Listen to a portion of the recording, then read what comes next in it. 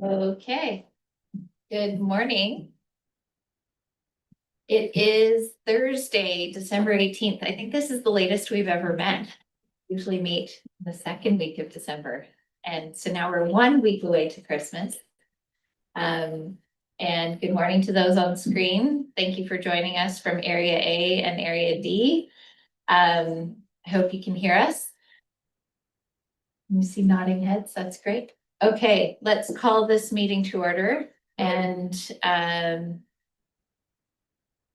take a moment over this holiday season to connect with your neighbors and to connect with the people in your community that contribute to the wonderful place that we live. Please take some time to think about relationships that we have with the traditional territories on which we live. We're here today on the Lillooet Nation unceded and traditional territory, and we're grateful for the friendship that we have. I'll ask that we please move approval of the agenda. Moved by Director Herford, seconded by Director Stoner. All in favor? Any opposed? Motion carries. And we now have a regional moment from Area A. We have Director Demare, live and in color. Yeah, thank you very much, and good morning, everyone. I'm just going to talk a little bit first before we go to the next slide. SLRD Area A is in a rural remote area of the SLRD, situated in the Upper Bridge River Valley. And I keep on mentioning rural remote because that's what we are. The last few days this week with Road 40 closed and then having the power outage shows that we have to be pretty resilient as a community. And that's happened numerous times in the past several years. We rely on our not-for-profit organizations as they are essential for building a stronger and more resilient community. Some of the key benefits that they offer to our community are social engagement and well-being, culture and heritage, recreation, environmental stewardship, advocacy, emergency preparedness, communications, economic development, education, and many other benefits, as you will see by the variety of organizations in our area. Of the organizations listed in the presentation, there are only 3 that have not received funding from the SLRD during my term. The SLRD funding of these organizations helps them achieve their purposes and goals, as they are all important to make our community stronger and more resilient. Before we go to the next slide, I want to thank all the past, present, and future volunteers, as without them, these organizations may not even exist.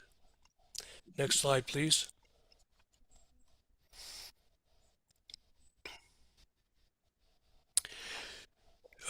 In this slide is our fire groups.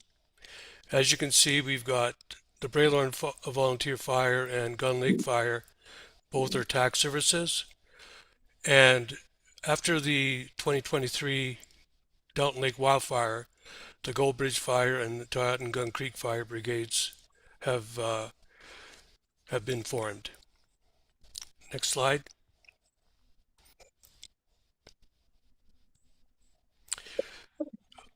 Other organizations play a key role in our community. Each one of them has a purpose and goals, and they just do a phenomenal job of everything that they do. The Bridge River Rod and Gun Club currently is looking for a new tenure area, and it should be going to referral here in the next little bit. Next slide, please.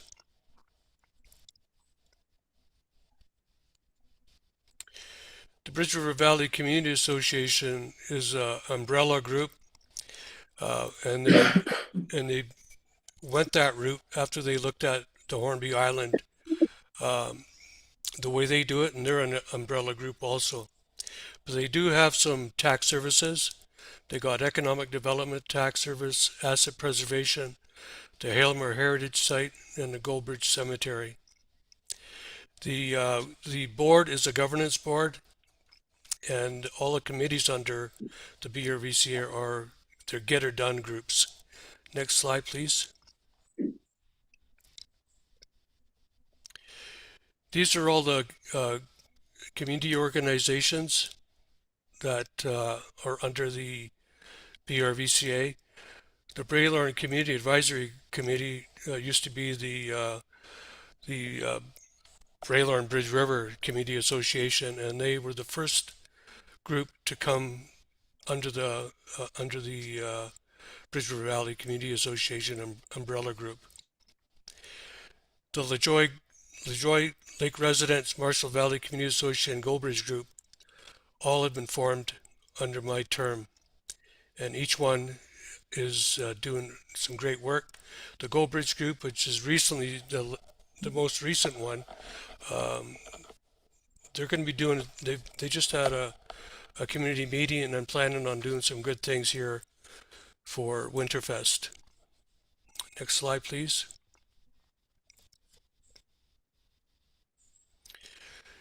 These committees under the BRVCA, as you can see, are varied and take on a lot of various tasks throughout our area.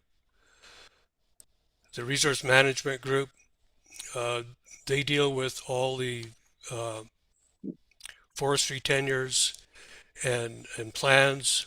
The trails, of course, is with all the various trails that are in the valley. The Heritage Group was instrumental in creating a number of registered heritage sites. Economic Development creates works through some development plans to help move our community forward. The Training Group, of course, is specific to the fire services, but also takes on other training programs. The Gun Lake Boat Launch, they basically have all the tenures for the boat launch and the pad.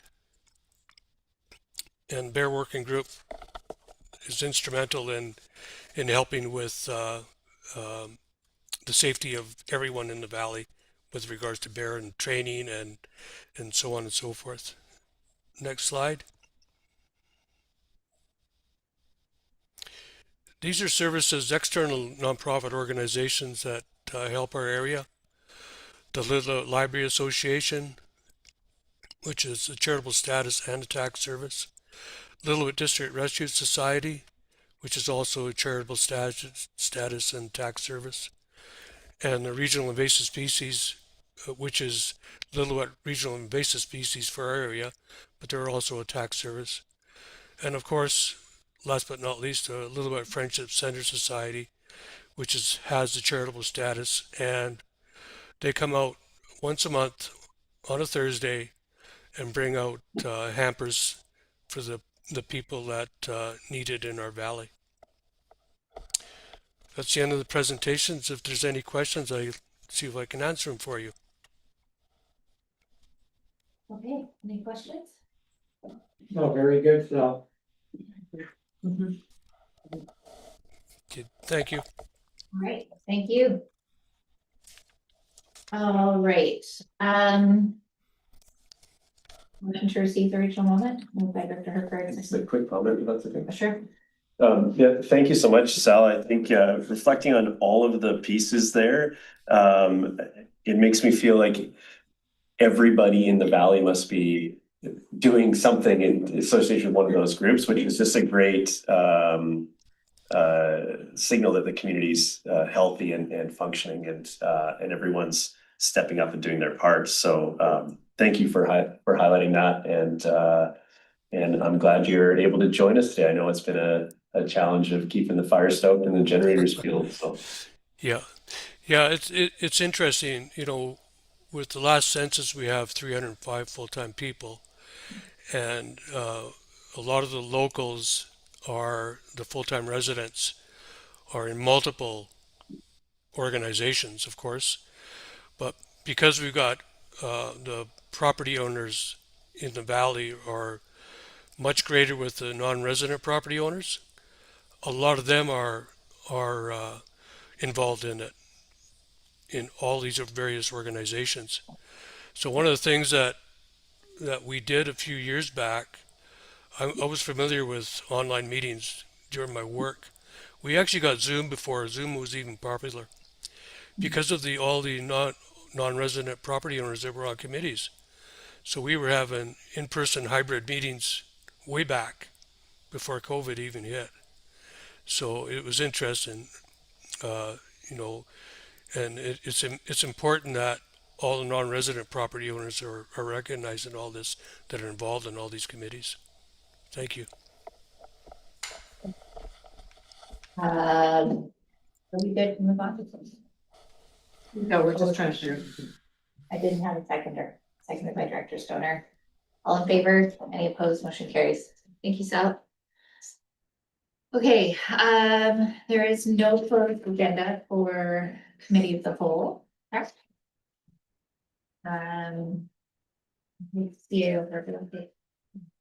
Hi, see, Heather Paul, CAO, Squamish-Lillooet Regional District. I wonder if you can take a 2-minute recess and possibly look at going into closed. Yeah. Under the grounds of, if, I don't know, 92B. Okay. Moved by Director Stoner, second by Director Birch Jones. All in favor? Any opposed? Motion carries. Thank you.